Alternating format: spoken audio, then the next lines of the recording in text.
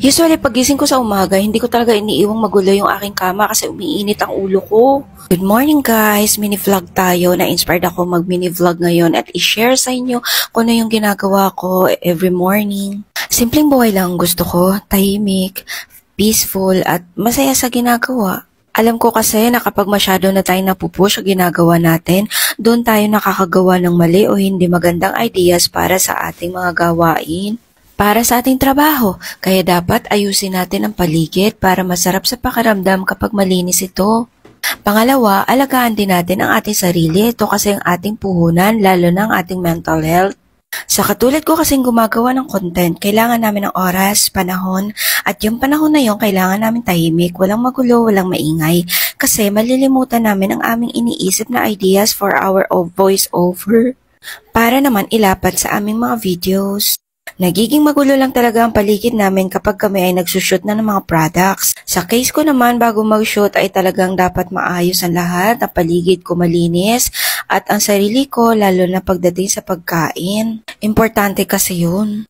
Nakakatulong din kasi ang pagkain kapag busog ka ay nakakapag-isip ka ng maayos. Itong mga products na nililikom ko ngayon, ito yung mga products na padala ng mga seller na ginagawaan ko ng mga videos. Lagi ko talaga pinupunasan yung aking lamesa palibasa kasi malapit kami sa kalsada kaya maalikabok talaga. May nakapagtanong na nga sa akin kung hindi ba raw ako nang umay gumawa ng video. Ang sagot ko naman, hindi kasi gusto ko ang ginagawa ko. Dahil sa totoo lang, inspirasyon ko talaga ang sarili ko dahil hindi ko naman sukat akalain na aabot ako sa ganitong pagtatrabaho. Hindi kasi lahat ng mga tao na kaya mag-voice over o gumawa ng video na kagaya ng mga ito. May iba pa nga na nahihiya talaga sila humarap o magsalita sa video. Pero sa katulad kong napakamahiyain dati pero ngayon kumapal na talaga ang mukha sa paggawa ng video.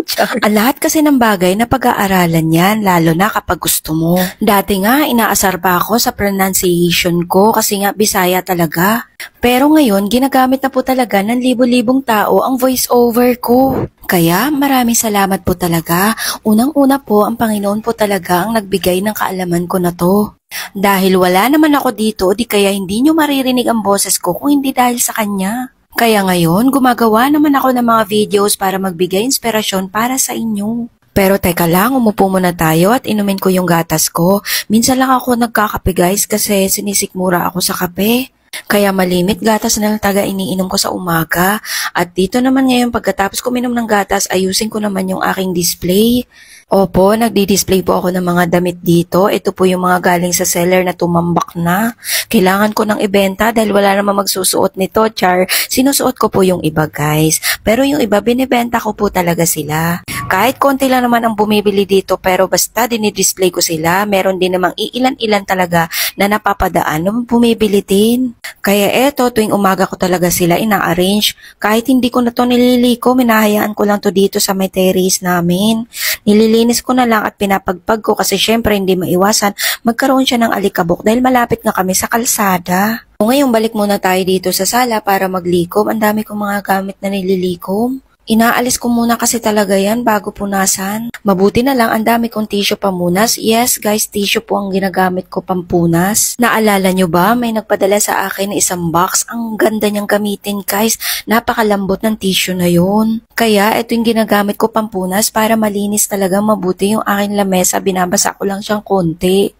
Kapag andito kasi yung pamangkin ko, lahat ng mga ito ay kakalat niya talaga kasi pakikialaman niya ng mga yan at itatanong niya isa-isa sa akin. So ito na nga, kinukuha ko yung aking tissue kasi yun po yung gagamitin ko dito din sa aking mirror. Araw-araw ko to pinupunasan guys kasi ayokong madumihan. Kasi pag nadumihan yung mirror ay lumalabo. So ngayon patuloy tayo sa ating paglilinis kasi kahapon ko pa talaga to iniisip na sabi ko gigising talaga ako ng maaga para maayos ko na muna bago ako magsimula sa aking pagtatrabaho. Kaya punas doon, punas dito. Araw-araw naman ako naglilinis, nagwawalis, nagpupunas, pero hindi talaga maiwasan madaming alikabok. Pansin nyo ba mga mima na mas masarap talaga maglinis sa umaga? Parang exercise mo na din kasi yun, di ba? Habang nagluluto ka, naglilinis ka din. So ito pa, may kalat pa pala mga damit dito kasi ito pa po yung mga products na kailangan ko pang i-shoot.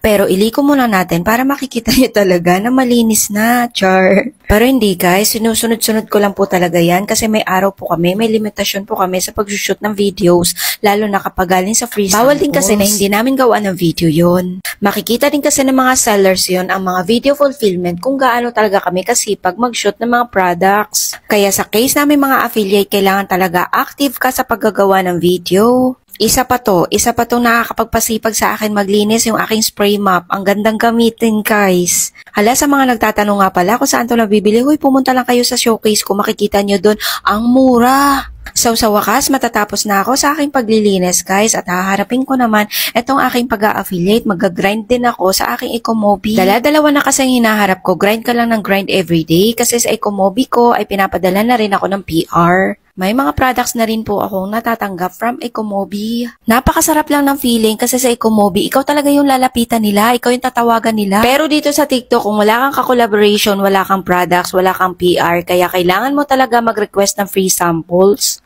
Mabuti na lang kada request ko ng free samples, bihira lang naman yung mga nande-decline sa akin. As in, kahit papaano, ina-approve nila ako at ipinapadala nila ako ng mga products. Kaya kailangan ko talaga magsipag kasi pinagkakatiwalaan nila ako. Mahirap kasi makuha ang tiwala ng mga seller. So ito na nga, morning na morning, kaharap ko naman ang aking laptop. Uy, sa mga magtatanong nga pala sa akin kung sino kasama ko mag-shoot na to. Ito lang yung mga kasama ko o yung aking ulan assistant. So ayun lang, maraming salamat. Bye-bye!